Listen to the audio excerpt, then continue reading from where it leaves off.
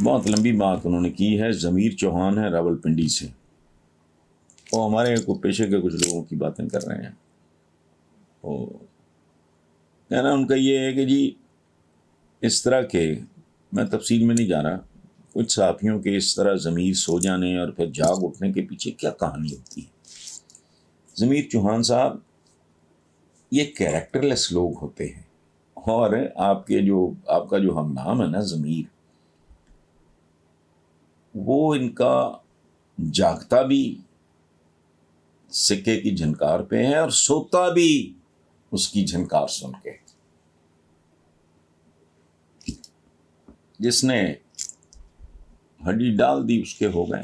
Independent تو صبح نہیں پیدا ہوتا. اور ایک اور چیز آپ غور کرو، وہ بھیانک تقسیم ہے کہ آپ کچھ لوگوں کو دیوتا بنا لیتے ہیں، کچھ کو آپ گالیاں دیے جاتے ہیں. That's not on.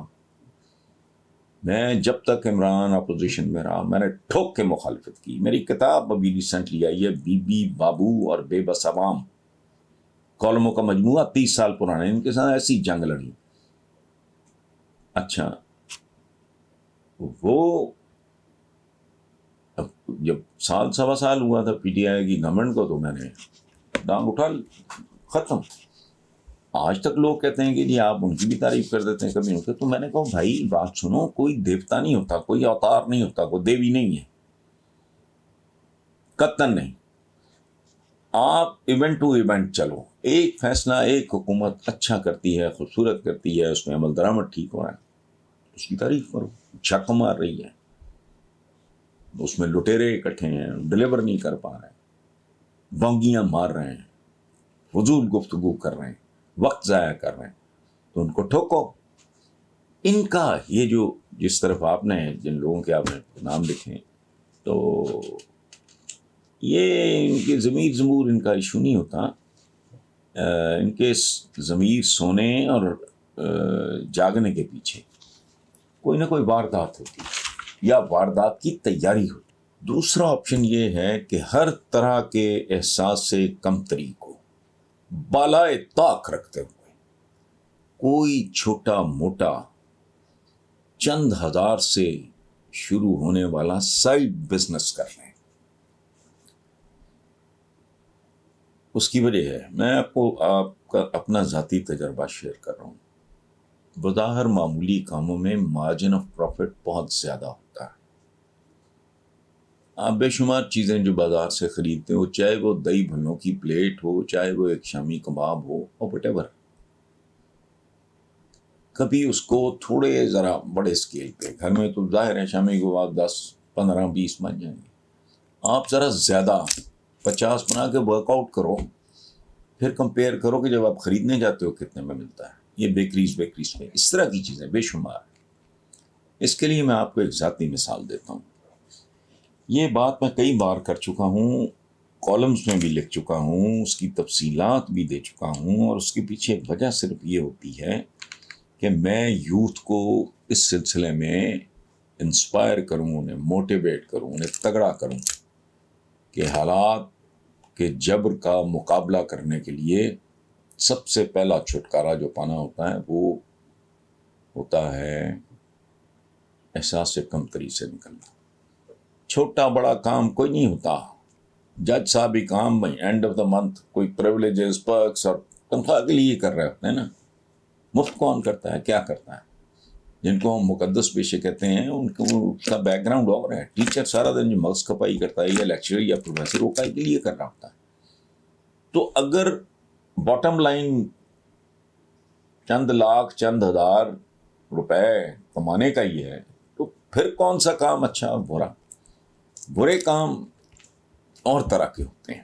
میں آپ کو جو ذاتی مثال دینے لگا ہوں، میں جب یونیورسٹی سے فارغ ہوا تو میرے والد اللہ بخشے بہت ہی خوبصورت، بڑے اسٹائلش، بہت ویل ڈریسڈ آدمی، ہائیلی ایجوکیٹڈ.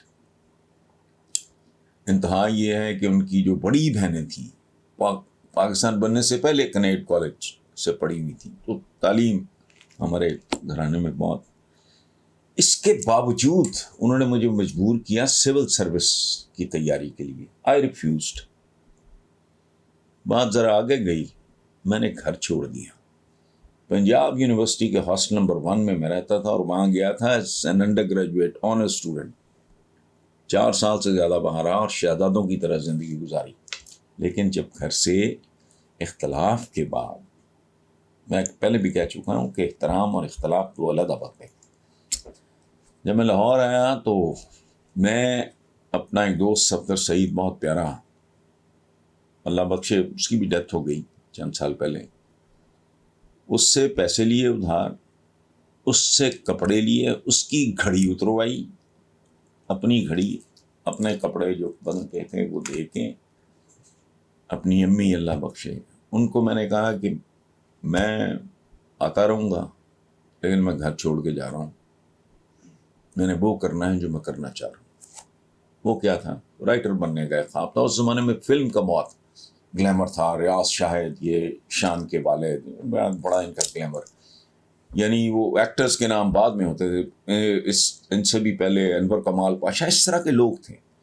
تو بس عمر میری چھوٹی تھی، آئی واز اونلی 21. اچھا، یہاں کچھ دیر میرا ایک دوست اوسط زیدی، اس کے گھر ٹکا. 2-3 ہفتوں کے بعد میں نے کہا بھائی آئی ہیو ڈیسائیڈڈ کیا کرنا ہے. کہتا کیا؟ میں نے کہا ماڈل ٹاؤن میں، ماڈل ٹاؤن اڈا کہلاتا تھا اس وقت، جہاں جیلانی پارک ہے آج. یہ پچھلے دنوں میرے وہ دوست بھی شامل تھے اس پروگرام میں جو کیا کسی پرائیویٹ چینل نے. تو وہ اس کی چیخ نکلی، کہتا ہے تیرے باپ نے بھی کبھی دہی بھلے بنائے؟ میں ہنس پڑا. میں نے کہا نہیں یار، میں نے یہ تو نے تو نہیں بنانے. یہاں کوئی سرونٹ کوارٹر میں لوں گا رینٹ پہ، وہی لیا، اس میں ساری تیاری، کاریگر ڈھونڈا دہی بھلوں کا، چھوٹے ووٹے وہ اپنے ساتھ لے آیا، ساتھ مل کے کام کرتا ہے. شام کو ریڈی لگتی تھی کہاں؟ ماڈل ٹاؤن اڈے پہ. اب چونکہ ماڈل ٹاؤن میں بہت سارے نئے لوگ آ گئے ہیں، ورنہ ماڈل ٹاؤن کے ہر بندے کو پتا تھا. اور گھروں کے دروازے کھول گئے تو کوئی اسٹرینج، میری مثالیں گھروں میں دی جانے لگیں. ینگ بوائے، پڑھا لکھا لڑکا، لائن لگ گئی لوگوں کی، اپنی مثال. لیکن وہ پھر ہلکا ارباب ذوق میں نے ایک نظم پڑھی. سرور سکھیرا صاحب وہاں موجود تھے، میں تو نہیں ان کو جانتا تھا، وہ انگلینڈ سے آئے تھے، نئے وہ دھنک نکالے. دی آفرڈ می اے جاب، اور آپ یقین کرو میں اس سے کئی گنا زیادہ کما رہا تھا دہی بھلوں میں. لیکن چونکہ وہ میرا مستقبل، میں تو کچھ اور بننے کے لیے گھر. میگزین کا جاب میں نے اس لیے ایکسیپٹ کیا کہ مجھے فلم میں گھسنے کے لیے بطور رائٹر آسانی ہوگی. سو ہمت کریں، نیور گیو اپ، رستہ نکل آئے گا. آپ رستہ بنانے قدرت مدد کرتی ہے. دیکھیں یہ جو کہتے ہیں نا کہ رب العالمین جو رازق ہے، خالق و مالک و رازق ہے، وہ کیڑے کو پتھر میں بھی رزق دیتا ہے. تھوڑی سی ہمت کی ضرورت ہے. کنسلٹ کریں اپنے ارد گرد کو آپ کی فرینڈز ہوں گی، کو اپنی والدہ سے، یا جو بھی آپ کے ارد گرد لوگ ہیں، کہ what is that I can. ہمارے اپنے یہ پوش لوکیلٹی ہے، مہنگی ہے. یہاں کنال کا پلاٹ 4.5-5 کروڑ میں کاسٹ کرتا ہے. یہاں 1-2 خواتین ہیں، کمال ہیں، وہ بناتی ہیں شامی کبابز اور اس طرح کی چیزیں صاف ستھرے خوبصورت طریقے سے، بہت آنا. یہاں میں رہتا ہوں تو دیر از اے وے آؤٹ.